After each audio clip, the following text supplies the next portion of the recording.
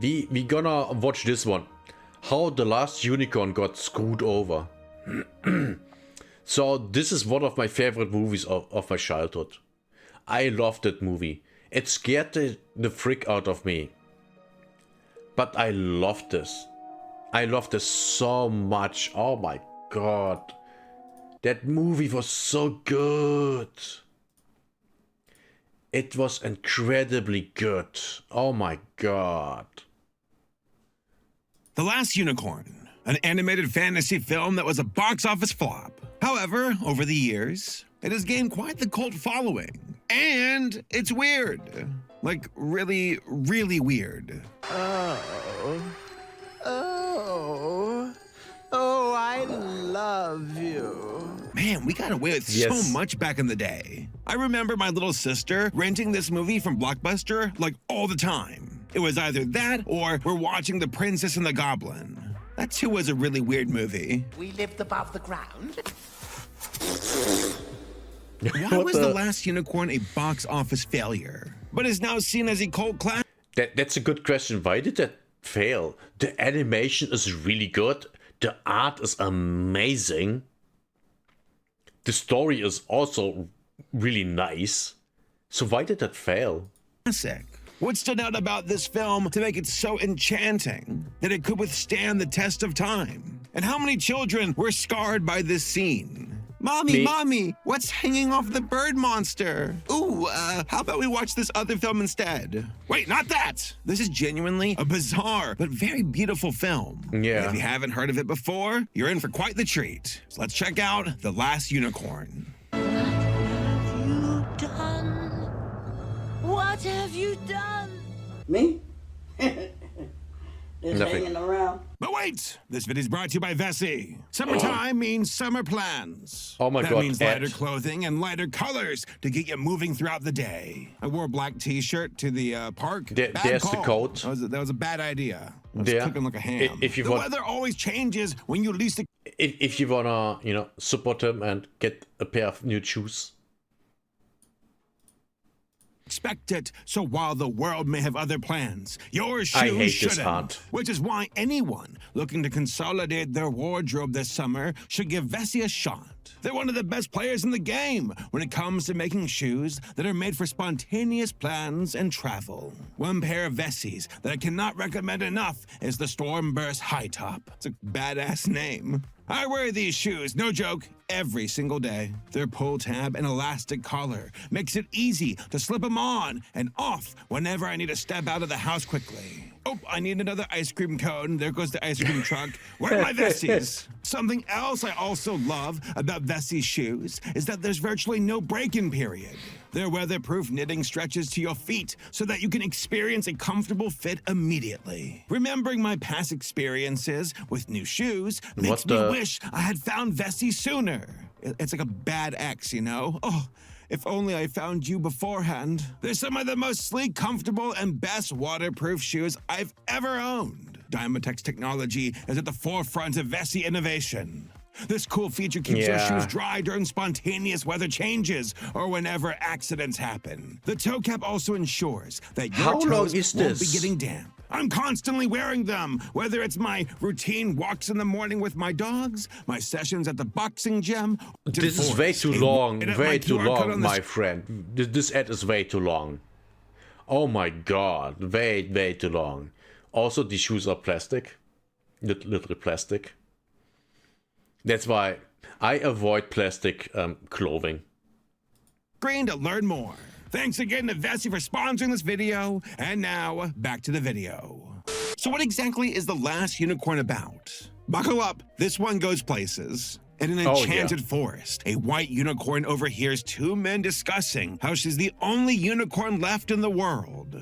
Apparently, the rest of her kind have been banished to the sea by a treacherous creature known as the Red Bull. I know, we're all thinking it. Take a sip.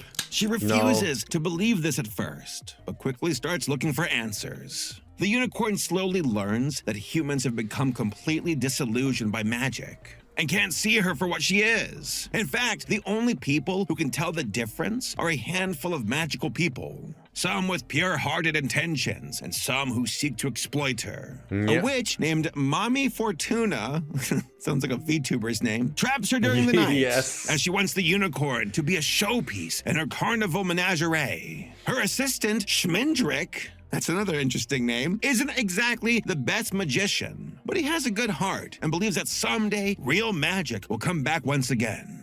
Once he discovers the unicorn is the real deal, Schmendrick frees her from a magical cage. As they both rush to... Yeah, the circus was one of the scariest things in the movie. It was really, really scary.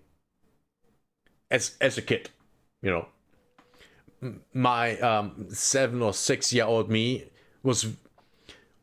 when I was watching this movie, I was literally there, you know, scared.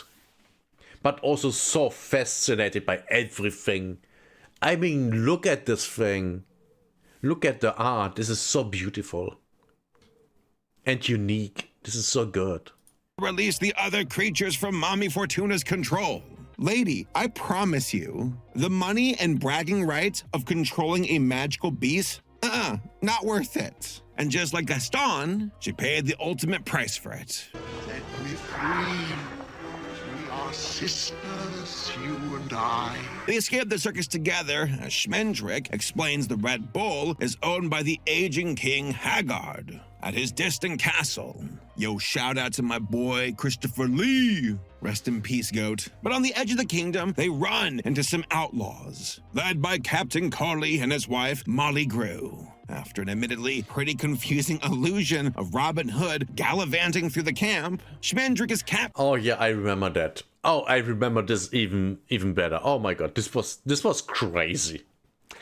This what you're about to see is very, very crazy. It's something. You have to witness it to believe it.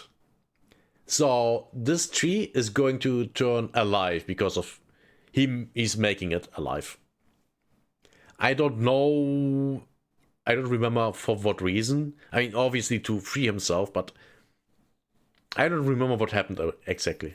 Captured and tied to an enchanted tree. This is an exceptionally busty enchanted tree that haunts my nightmares to this day. Help! Unicorn, where are you? For some people, they're like, hey, it's not a nightmare, that's a dream. Yeah, I have no words for what happened here. Thankfully, the unicorn shows up to rescue Schmendrick, and they never talk about it again because, nobody would believe him anyway. Back on their journey, Molly Grew follows them and is completely awestruck seeing a real-life unicorn for the first time. It blows her fucking mind. How dare you? How dare you come to me now? After regaining her composure, Molly joins them on the journey and guides them in the right direction. Now, I did not mention this before, but this movie really likes doing extended travel montages, specifically set to music by America the Band. Strangely enough, they don't use one of their most iconic songs, quote, A Horse with No Name, even though the opportunity is right there. But yeah, it's... but the soundtrack has the song, The Last Unicorn, which is phenomenal. Oh my god.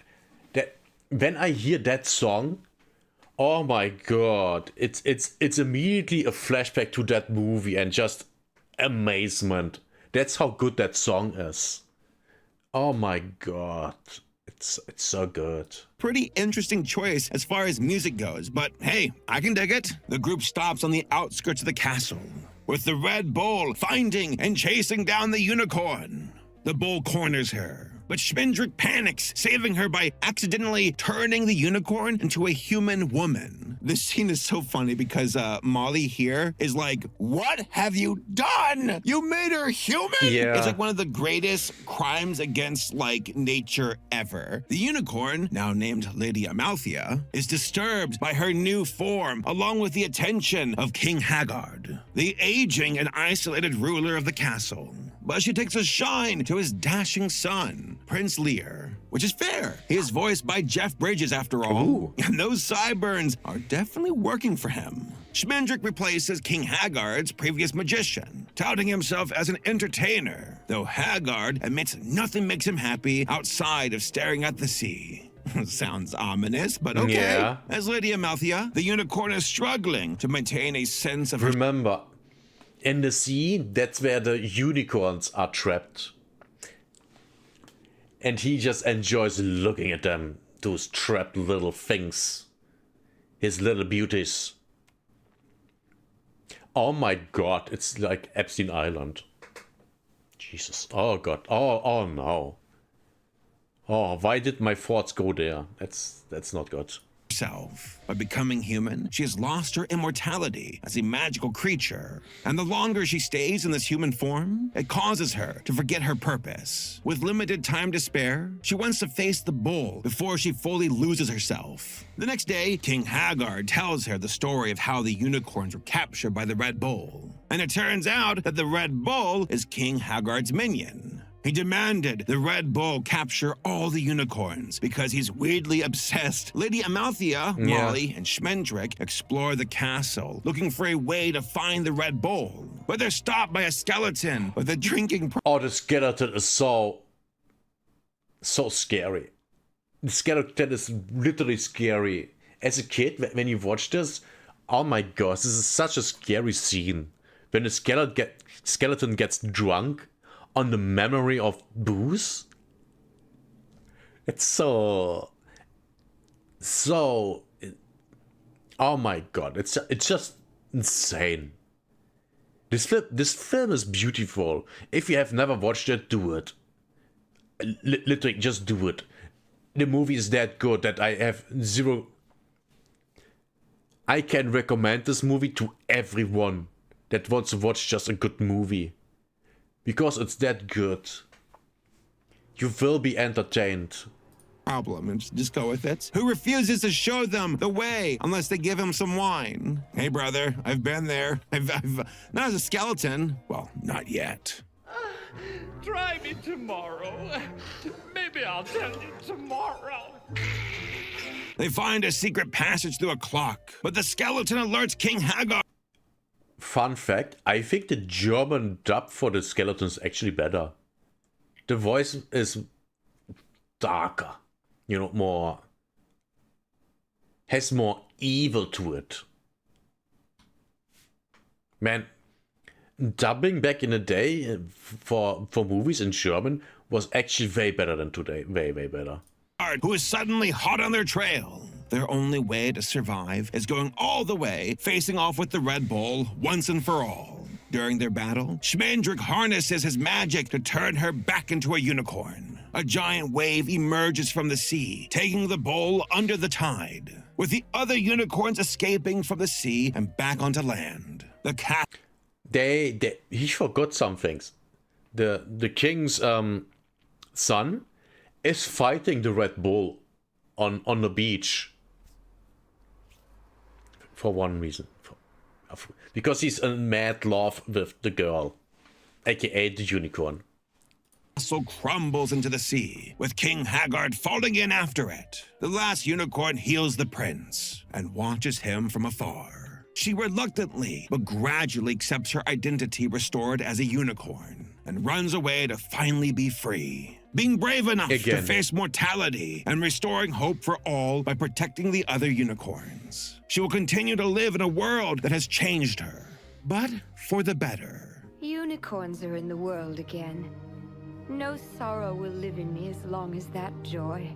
The Last Unicorn is a tragic and beautiful tale that represents hope, humanity, love, and loss in a world riddled with cruelty, loneliness, and despair. While the story itself is enchanting and somber, the visual design and the music written for the production are truly what make this movie such a standout piece for its time. However, just because this dark fairy tale eventually got a happy ending, doesn't mean this film's creation was a rosy experience for everyone. Oh yeah, here we go. Here we go. Oh, the production must have been horrible.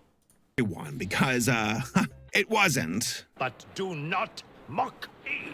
Now, any established author will tell you that the film adaptation process can be a living hell. Many things can and will be cut or modified for the sake of time to fit the pacing for a movie. and those changes may veer away somewhat from the vision of the author, or go completely off the rails. Do better, The Hobbit trilogy. I'm looking at you. As a book, The Last Unicorn was originally published on March 1st, 1968, and remains a popular and beloved fantasy novel by American author Peter S. Beagle. But he's the first person to admit how difficult writing The Last Unicorn turned out to be. Inspiration first struck Peter when he was 17, after he was given a painting featuring unicorns fighting bulls. Beagle started writing the book in his early 20s, and only got about 85 pages into the first version of it before abandoning the project. But after 2 years, his then wife compelled him to give it another shot, as she wanted to hear how the story ended. He did, and revisiting it paid off in a big way. The Last Unicorn rapidly became a fantasy classic, selling over 6 million copies and being released in more than 25 languages worldwide. Wow. Shortly thereafter, buzz started happening around optioning the novel into a film. Beagle only saw it happening as an animated film, as live action wouldn't translate as well. I mean, that was back in the day. I mean, if it came out in the 80s, there might have been talks about that in the 70s already. So yeah, this in live action wouldn't have worked back then. I mean, it wouldn't these days because everything would be CGI. Man, I hate that everything is CGI these days. To the story.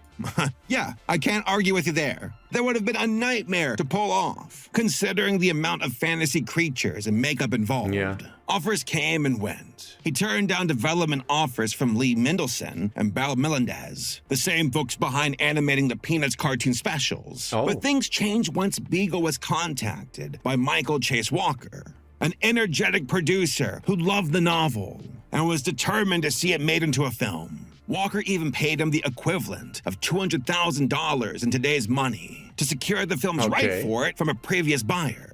Beagle had a very specific condition for getting it made, though. He wanted to write the screenplay to make sure it aligned as closely as possible to his novel.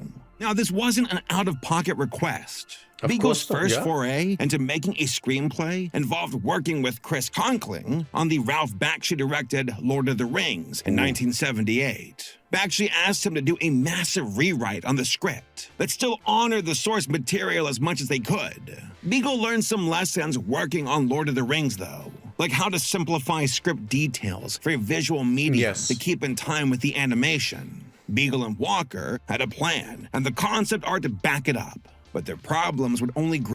Yeah, look at the art. This looks awesome. This looks great. Doesn't this look like something you would watch as a child? Or you would want your children to watch? It does to me. This is awesome. Grow from there. Given how dark the subject matter was, the duo had an incredibly rough time pitching it around Hollywood. Every major studio in town, from Disney to Warner Brothers, to smaller production houses in between, were not willing to make that kind of gamble on such a niche movie. At the time, the world economy was in a pretty rough spot due to the 1979 energy crisis, inflation, and high unemployment from 1980 to 82, which also included the United States. What's that whole thing about those who don't learn from the past are doomed to repeat it? Yeah. Now, there were a few smaller animated production outliers like Don Bluth and Ralph Bakshi, who would just go off and do their own thing. But most major studios were tightening their budgets to be as lean as possible. Their only hope of having the movie become a reality came from an extremely unlikely source. Rankin Bass. Yes, the same production company that rules the holiday TV schedule with an iron fist. Or an iron hoof, right? Back then, Rankin Bass was the only animation production company in the US that was making new animated specials and movies with any relative frequency. The majority of their animation work was outsourced to different studios in Japan to save money. However, Beagle was horrified as he had no interest in working with Rankin Bass, stating, quote, "I hated everything Rankin and Bass had ever done. Everything. Didn't like what they'd done to Tolkien. I hate Frost the Flippin' Snowman, let alone Rudolph the What's-It," end quotes. That's Those bad. are some spicy words. That's really, I actually really checked bad. this online, and yeah, a whopping 64%, or 23 out of 36 TV specials and films produced by Rankin Bass were some variant of holiday specials up until 1982. So yeah, Wow. I kind of get where it's That's- coming from. But they were the That's only not good. studio who was even willing to take on their pitch. Beagle was deeply concerned he'd be making a huge mistake. He was convinced that Rankin Bass wouldn't be able to adapt to the structure of his screenplay or meet the emotional demands of the story, explaining, quote, "I remember screaming, 'Why didn't you just go all the way and sell it to Hanna-Barbera?' And Michael, the producer, looked immensely sad and said, 'They were next,' end quote." Oh, God damn. Sure, it wasn't an ideal situation, but they saw the writing on the wall. It was now or never. With that, the thing is, they could have just waited. They could literally just have waited. Just wait. Just wait a couple of years and then do it. I mean, in an economy will always go back up again. Because that's how things work. Economies go like this, you know, in a curve. You know, up and down, up and down, up and down. That's what always happens. So you don't need... If your economy currently is shit, that doesn't mean it will be always shit. It will go up. Unless there are factors, you know, from the outside that influence it into not going up. Like globalism. in June of 1979, Beagle and Walker made the most of the lean budget that they were offered. They originally asked for a $5 million budget, but ultimately made the entire production for around $3.5 million. That equals That's not out a to a lot. little under $12 million today. But man, did they make it work for them. Everybody was on their A game working on this movie. Rankin Bass somehow got all of their first choices for voice actors by contacting their extensive network of actors from New York and LA, Wow. including Mia Farrow as a unicorn and Alan Arkin as Schmendrick. That's But they impressive. somehow managed to get post-Sweeney Todd but pre-Murder, She Wrote Angela Lansbury on speed dial to play Mommy Fortuna. And personally, I think that's awesome. I don't know how they made that magic happen, but we are all better off for it. Both Jeff Bridges and Christopher Lee adored the novel and begged Rankin Bass That's to be awesome. included within the cast. Jeff Bridges even Imagine working on something that you actually like. Oh my god. Oh my god, how good must that feel? volunteered to perform as the prince for free. And total Oh. badass Christopher Lee was such a huge fan that he brought his own dog-eared copy of the book to the audition for King Haggard. He constantly wanted Peter's approval for his line reading and was so dedicated to the project that he dubbed his own lines for the German release. Oh, Da sind sie. Da sind sie. Sie gehören mir. Mir allein. Damn, Christopher, you're so no wonder I liked his voice so much when I was a kid. When I was a kid and I heard that voice, I liked it. I was fascinated by his voice. It sounded so good. And now I know why. It was done by an amazing man. An amazing actor. Great. cool. With a very talented crew, and by following Beagle's screenplay to the letter, the production gradually took shape. What would make it truly stand out from the competition was a strong attention to detail in the production designs. The actual animation was done by Topcraft, a Japanese production company made up of former Toei artists. They had been working with Rankin Bass as contract workers since the mid-1970s. And make no mistake, the lead character designers for the film were Lester Abrams at Rankin Bass, and I'm gonna try and not butcher the name here, Sugiyuki Kubo at Topcraft, who adapted the designs to be more animator-friendly. Kubo had been working off and on for Rankin Bass since 1969, working in the animation department for Frosty the Snowman while also providing the animation character design for The Hobbit and the original Thundercat series. Oh. Back! Away with you, you nasty, rotten thing! The creature and human design is quite striking in Kubo's original Yes. concept art. It's amazing. I absolutely love the original designs for the bull and the unicorn. They would look so sick airbrushed on the side of a van. Yes. Lady Amalthea's design looks like she came straight. If you would make something with that design today, there would be so much Rule 34 for that. So much. Straight out of Sailor Moon with her violet eyes and flowy hair. But we still get some of the classic Rankin Bass visuals and the look of the humans, especially with both Smindrick and Molly. The ethereal nature of the magical creatures have a stark contrast to the more earthy, natural look of the human characters, and that works really well. The background designs were inspired by the work of Dane. To be fair, I don't remember the dragon. I absolutely don't remember a dragon being in that movie. So, was there even one in the movie? I don't know. Absolutely no memory of that. None.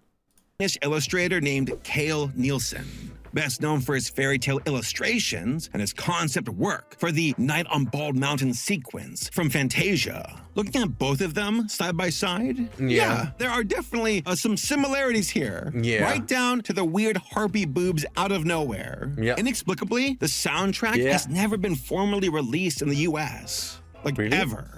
I'm not kidding. The soundtrack, performed by America, the band, and written by an American musician, was never actually released in America. Incredible.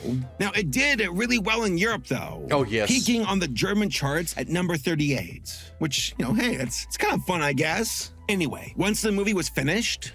That song, The Last Unicorn, that was so good. Oh my god. I mean, I said that earlier, right? That song is so good. Look it up on YouTube. Song Last Unicorn. It's so good. Oh my god. You will love that thing. I can guarantee it to you. Beagle did eventually admit he was wrong, as the final film was so much better than he could have imagined. He gave Rankin Bass credit where credit was due, stating, quote, "I don't know how to react. I was so braced for the worst that I couldn't take in the fact that it was actually a good film. It took several viewings before it finally hit me that they absolutely transcended themselves." End quote. At the time of The Last Unicorn's release, there was a glowing review of the film in the New York Times by writer Janet Maslin, who said, quote, "The Last Unicorn is an unusual children's film in many respects, the chief one being that it's unusually good. This animated fable also features a cast that would do any live-action film proud, a visual style noticeably different from that of other children's fare, and a story filled with genuine sweetness and mystery." The thing is, she's calling it a children's film. I don't think this is a children's film. This is just a good movie. It's a good film. You can completely enjoy this movie as an adult because it has such a great art style, great animation, great soundtrack. Everything in this movie, there's nothing in this movie that I can think of that is bad. That's how good of a movie this is. And it really doesn't matter how old you are. This movie is worth watching. I absolutely believe that. 100%. And no one of any age will be immune to the sentiment of the film's final moments, which really are, unexpectedly, touching and memorable. End quote. Critics of the era seem to be able to appreciate The Last Unicorn for what it was. A surprisingly dark film from a production company best known for their holiday fare. But what about the audience? Did they like it too? No. Well, that was a little more complicated. There was a huge amount of competition in theaters when The Last Oh.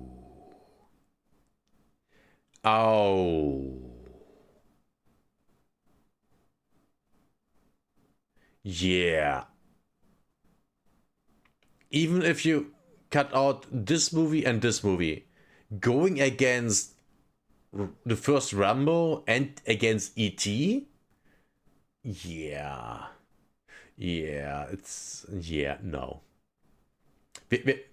In which of these movies you take your children rather?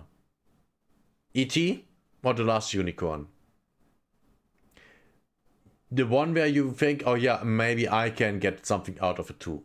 This one. Shit. Unicorn debuted on November 19th, 1982, a week before Thanksgiving in the US. But the movie that really stole its thunder was a re-release of The Empire Strikes Back. Oh. Things were even tougher. Okay, yeah, this movie sadly had no chance.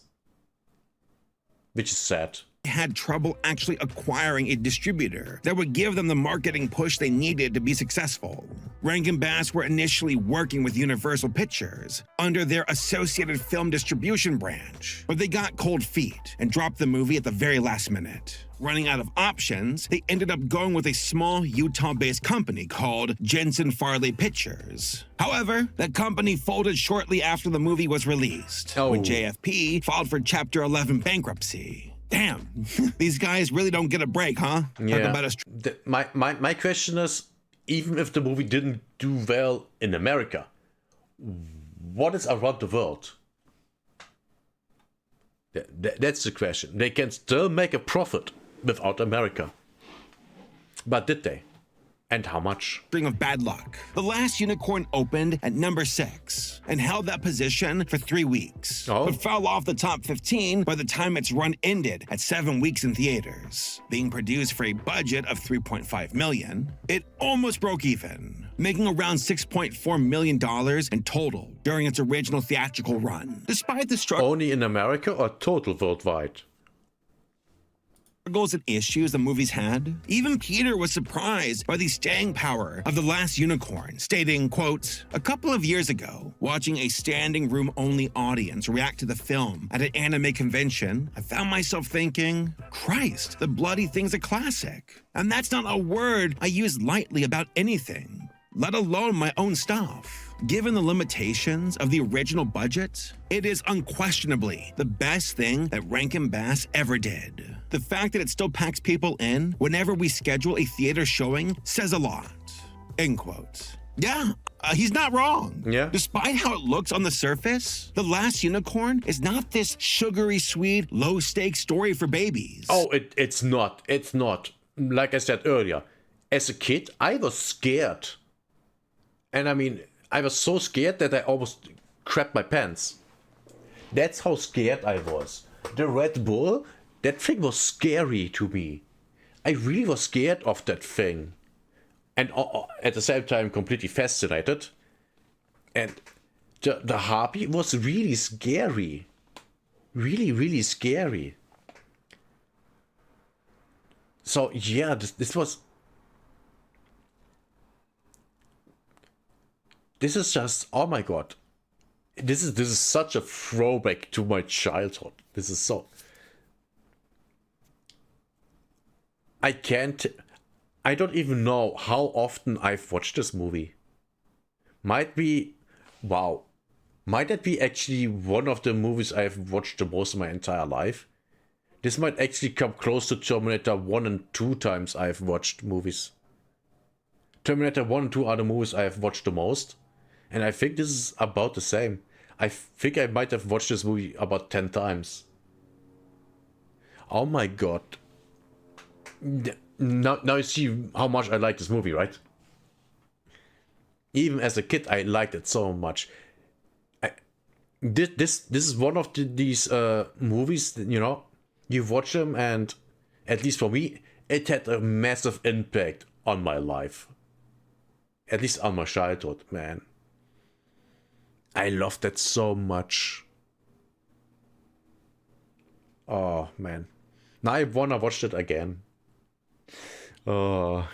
It made a huge impact by subverting a lot of the tropes and expectations of fantasy films and stories up until that point. There were some added benefits for the crew too. Topcraft nailed down the production pipeline for making a movie and used those lessons to create their own feature films. In fact, their first venture into films after wrapping up on The Last Unicorn was a little movie called Nausicaa of the Valley of the Wind.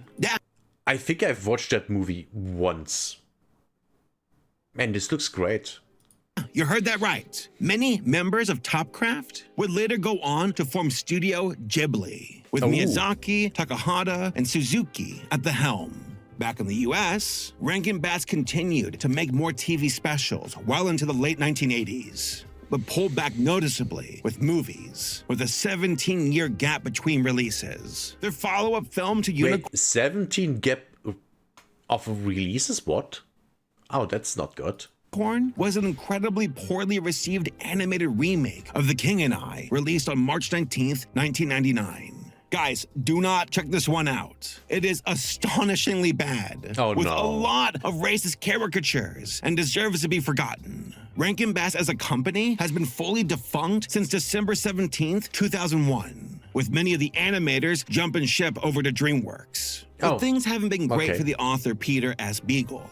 Much like in the story itself, a lot of nefarious people wanted to control and contain the last unicorn for their own monetary gain. Of course. Those issues, ironically, mostly stem from creative control and IP rights. The first was between him and Granada Media, his former distribution company for the DVD release of The Last Unicorn. Back when the original negotiations for the film were being made, Peter had signed on to work with ITC Entertainment, a British TV and film distribution company. Their deal was to set up to give Beagle 5% of the profits from the complete animated film, and 5% of the profits from any subsequent merchandising. However, once ITC was bought out by a bigger company called Granada Media International in 1999, and here we come, they don't honor that contract.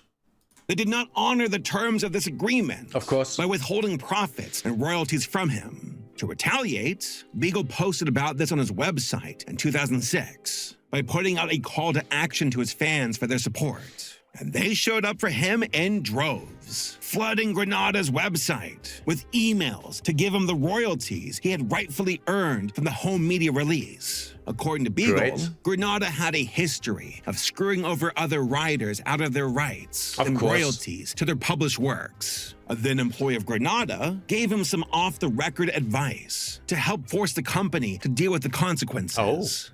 Their understanding with any such project has been simply, we don't pay until it actually gets to a lawsuit. Beagle eventually...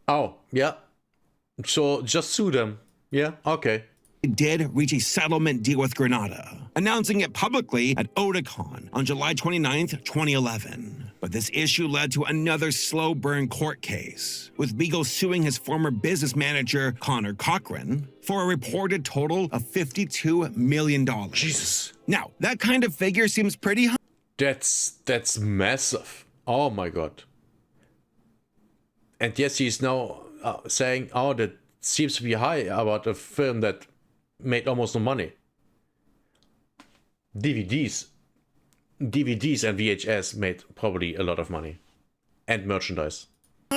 But considering the debacle involving Granada, it sounds like Beagle was trying to recoup the substantial losses of Cochran, who didn't seem to be advocating for his own client properly. According to Vice writer Beth Weingartner, Cochran had started working for Beagle in 2001. During this time, Peter was at a low point, struggling to get through a messy divorce, only making around $20,000 in royalties from his published works, and is over $200,000 in debt. Based on this PR Newswire article, Cochran was allegedly undermining Beagle's mental faculties to manipulate him into handing over monetary control of his IP, saying Peter was too far gone mentally to handle the ins and outs of further business deals. In reality, he was using Beagle's name, published works, and reputation as his own personal piggy bank, by pocketing most of it in an elaborate sham company called Conlon Press. As quoted in the same article, Beagle stated how common this kind of financial abuse can be in the literary world. Quote, "I've known older people who were seriously abused, so I can understand on a bad day the self-doubt, the terror. Writers don't know how we do what we do. We don't know what it was that came and then left us. That makes it awfully easy for us to believe the doubt even when it shouldn't be there." End quote. The only genuinely helpful thing Connor seemed to do for Peter was show him how many writers are really fucked. Really fucked. I think they should always just make a law. The writers always own the rights to their work. There. Thing is done. Longtime fans still cared about his work. People who thankfully recognized he was being exploited by his own manager. In my research, I found personal accounts from dozens of fans who had ordered a deluxe copy of The Last Unicorn or his other books, but never received them or got a refund. Oh. One person was so pissed off, they actually recorded the voicemail Connor left on their answering machine. Oh. Hi, Heather. This is Connor Cochran with Common Press. I just sent you an email that explains everything. You're going to get your refund and you're going to get your book. There's been a lot going on because of Peter's medical condition and we fallout from that. Beagle finally sued Cochran in 2015, accusing him of severe misconduct as his manager, including fraud, financial elder abuse, slander, and breach of fiduciary duty. The legal battle for this case lasted 4 years. Oh boy. Ultimately, the judge ruled in favor of Beagle, awarding him $332,000 in damages. Ooh. But this wasn't the happy ending Beagle was hoping for. In a classic cruel irony, Connor declared bankruptcy 16 hours before the case was finalized, releasing him of personal liability. Wow, what an absolute asshole. Yeah, what a piece of shit. Go away! We're having a good time until you showed up, jeepers!